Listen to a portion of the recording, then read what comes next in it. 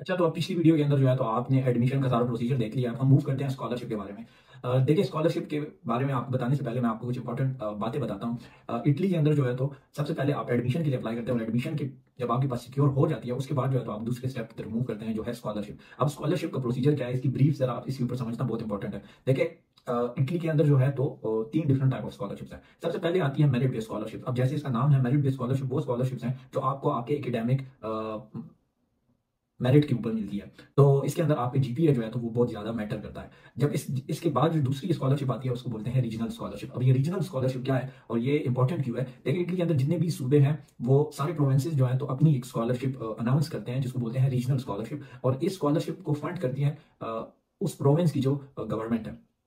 अब इसका फायदा क्या है कि हर एक प्रोविंस जो है तो वो हर साल जो है तो अराउंड 10 से लेकर 15,000 तक स्कॉलरशिप्स रिलीज करता है। अब आप खुद अंदाजा लगाएं, फॉर एग्जांपल अगर इटली के अंदर 15 प्रोविंसेस हैं तो 15,000 को जब आप 15 के साथ जरब देते हैं तो आपके पास ओवरऑल जो स्कॉलरशिप्स बनती है वो अराउंड 1.5 लाख से लेकर 2 लाख तक आपके पास ये तमाम स्कॉलरशिप बनती है। यही वजह है कि इटली के अंदर स्कॉलरशिप्स लेना जो है तो वो जो रीजनल स्कॉलरशिप्स है it's comparatively very easy as compare to other countries. अब इस स्कॉलरशिप के अंदर आपको बेनिफिट्स क्या मिलते हैं? तो इस स्कॉलरशिप के अंदर जो सबसे पहला बेनिफिट है वो ये है कि आपकी ट्यूशन फी जो है तो वो एग्जाम्प्ट हो जाती है। फिर दूसरा बेनिफिट ये है कि आपको जो है तो पर ईयर पहले 5,200 यूरो मिलते थे, अब जो है तो आपको 7,200 यूरो मिलते हैं। तो अगर आप इसको 12 इंस्टॉलमेंट्स के अंदर डिवाइड करें तो it is around 600 euros, which is more than enough for student to live.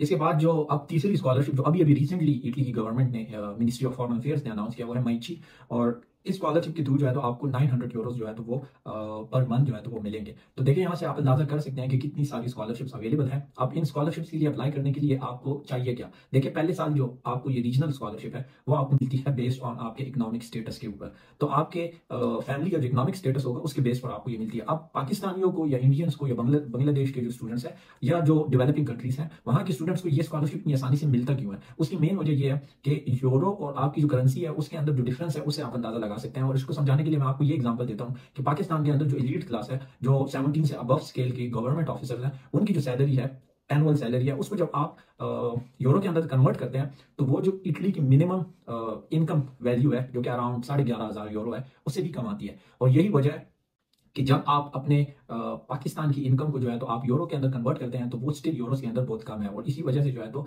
ज्यादातर स्टूडेंट्स को जो है तो ये स्कॉलरशिप मिलती है। अब इस स्कॉलरशिप के लिए अप्लाई करने के जो है तो प्रोसीजर क्या है? तो जब आप एडमिशन आपको मिल जाए उसके बाद जो है तो आपको इस स्कॉलरशिप के लिए अप्लाई करना है। इस स्कॉलरशिप के ओपनिंग डेट्स जो है तो वो वेरी करते हैं। फॉर एग्जांपल, लाजियो का जो प्रोविंस है जिसके अंदर रोम आता है, कैसीनो आता है, वितर्बो आता है, रेती आता है, तो लाजियो की स्कॉलरशिप ओपन होती है अराउंड जुलाई और एंड करती है अराउंड नहीं, ओपन होती है अराउंड जून और एंड करती है अराउंड जुलाई।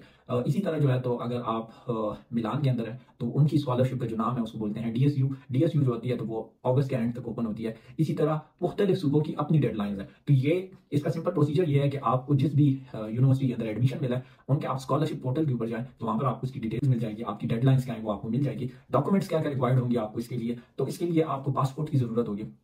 पासपोर्ट के साथ जो है तो जो भी आपका स्पॉन्सर है उसका income certificate bye FBR, federal board of revenue जिसको बोलते हैं पाकिस्तान के अंदर, उसका इनकम सर्टिफिकेट चाहिए होगा आपके स्पॉन्सर का। और इसके साथ जो है तो आपका प्रॉपर्टी सर्टिफिकेट चाहिए होगा आपके स्पॉन्सर का। अब आपका स्पॉन्सर जो भी है तो उसके आप ये 3 डॉक्यूमेंट्स के साथ जो है तो आप इस रीजनल स्कॉलरशिप के लिए अप्लाई कर सकते हैं। और 90% स्टूडेंट्स जिनको मैं जानता हूँ पर्सनली उन सबको ये स्कॉलरशिप मिली है। पहले साल जो है तो ये आपको आपके इकोनॉमिक स्टेटस पर मिलती है, फिर उसके बाद जो दूसरा साल होता है वो आपके academic performance plus economic status के ऊपर आपको मिलती है। तो ये स्कॉलरशिप का एक ब्रीफ ओवरव्यू है। अब इसके बाद जो वीडियो आ रही है उसके अंदर मैंने जो है तो स्टेप बाय स्टेप प्रोसीजर बताया है कि किस तरह जो है तो आप इस स्कॉलरशिप के लिए जो है तो सर्च कर सकते हैं और किस तरह जो है तो आप इस स्कॉलरशिप के लिए अप्लाई कर सकते हैं।